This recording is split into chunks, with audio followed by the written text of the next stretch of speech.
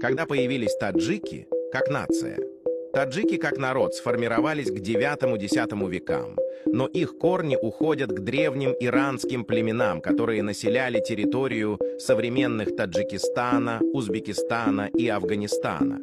Эти племена, такие как сагдийцы и бактрийцы, сыграли ключевую роль в формировании таджикской идентичности. С приходом арабов в VII-VIII веках таджики приняли ислам, что существенно повлияло на их культуру и обычаи.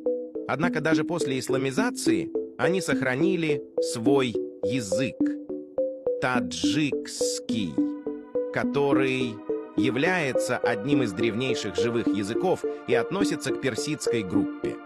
В средние века территория, населенная таджиками, стала частью великих государств, таких как Саманидское государство. Именно саманиды сыграли важную